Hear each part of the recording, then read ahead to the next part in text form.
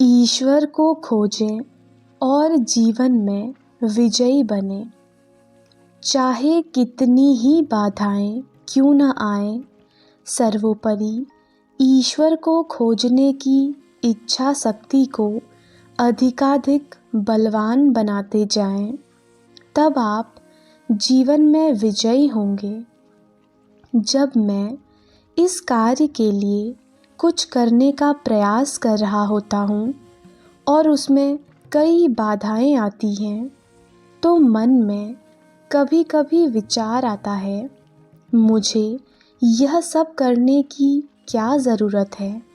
मैंने तो ईश्वर को प्राप्त कर लिया है। मुझे अपने लिए इनकी कोई आवश्यकता नहीं। परंतु तब मैं प्रभु से कहता हूँ, जो कुछ मेरे साथ होगा मैं उसे स्वीकार करूँगा।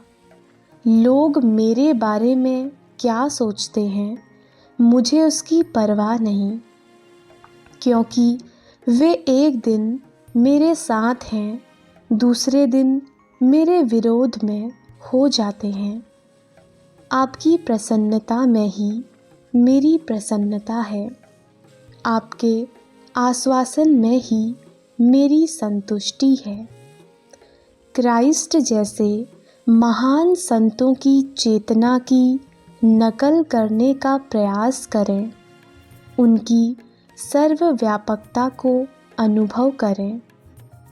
परमपिता ने जीसस को वह सर्वजनीन चेतना प्रदान की जिसके द्वारा वे सब कुछ जानते हैं।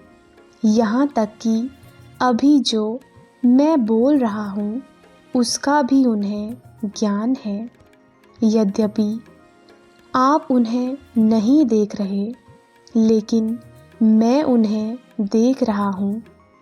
वे ठीक यही हैं, एक महान प्रकाश जो अपनी उपस्थिति की दिव्यता से इस मंदिर को रूपांतरित कर रहा है। यहाँ उपस्थित प्रत्येक व्यक्ति उस प्रकाश में ही है जिसे मैं देख रहा हूँ। कूटस्थ चैतन्य के उस प्रकाश में, ईश्वर के उस प्रकाश के सागर में हम लहरों के समान हैं।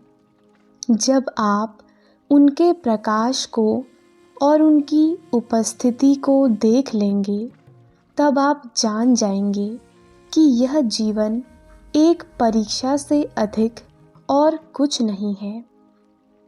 ईश्वर तक पहुँचने के लिए प्रत्येक व्यक्ति को इसमें से गुजरना ही पड़ेगा। यदि माया की परीक्षाओं पर विजय पा ली जाए, तो माया स्वयं ईश्वर के पथ पर सहायक हो जाती है। प्रत्येक परीक्षा एक आशीर्वाद है, यदि वह हमें ईश्वर के समीप लाती है। यही आपको याद रखना चाहिए। और पृथ्वी पर आप जो कुछ भी करते हैं, केवल ईश्वर के लिए ही करें। प्रत्येक मानव अद्वितीय है। कोई भी दो मानव पूरी तरह एक समान नहीं हो सकते।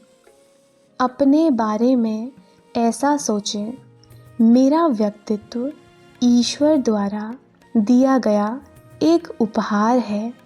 मैं जैसा भी हूँ वैसा कोई और नहीं है। मैं अपने दैवीय व्यक्तित्व पर गर्व करूँगा। मैं अपने आप में सुधार लाऊंगा और एक श्रेष्ठ व्यक्तित्व को धारण करूँगा।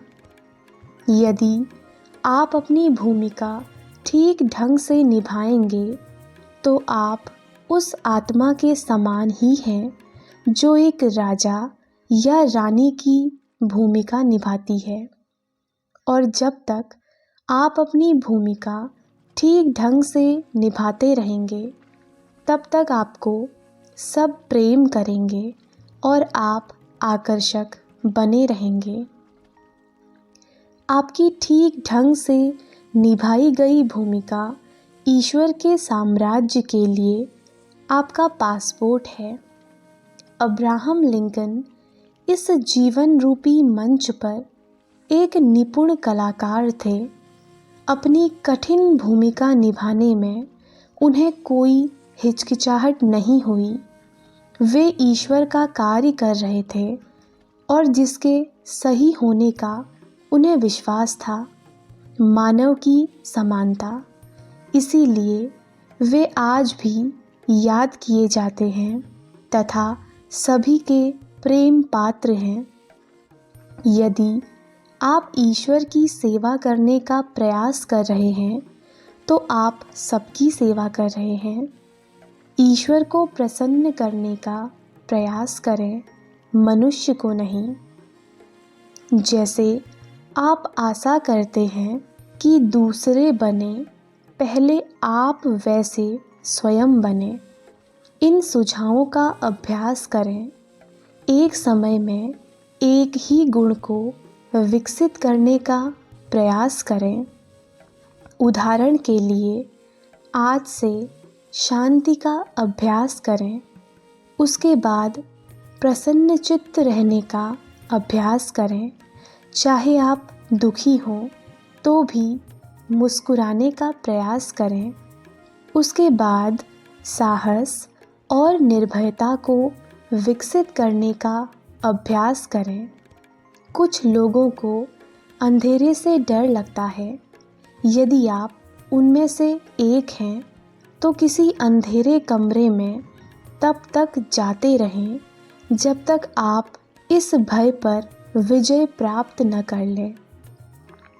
इस चेतना को विकसित करें कि ईश्वर आपके साथ हैं। आप किसी अजेय दुर्ग में हो सकते हैं और फिर भी बीमारियां आपको पकड़ सकती हैं। तथापि आप किसी रणभूमि में हो सकते हैं जहां आपके चारों ओर गोलियों की बौछार हो रही हो। तब भी यदि आपका शरीर छोड़ने का समय नहीं आया है तो आपको कुछ भी चोट नहीं पहुंचा सकता। ईमानदारी, निस्वार्थता, व्यावसायिक योग्यता आदि गुणों में पूर्णता लाने का अभ्यास करें। एक शक्तिशाली मन वाले शहीद की तरह इसका अभ्यास करें, जो अपने आदर्शों के साथ कभी समझौता नहीं करता। चाहे जो भी हो, उसे चिंतित या विचलित ना हो, ऐसे ही बने। दूसरों का ध्यान रखने का और उनके प्रति अच्छाई करने का प्रयास तब तक करते रहें जब तक आप एक ऐसे सुंदर फूल के समान नहीं बन जाते जिसे हर कोई देखना चाहता है। फूल की सुंदरता और निर्मल मन की आकर्षकता को आत्मसात करें। जब आप इस तरह आकर्षक होंगे तो आप सदा ही सच्चे मित्र पाएंगे। आप मनुष्य और ईश्वर दोनों के ही प्रेम पात्र बन जाएंगे।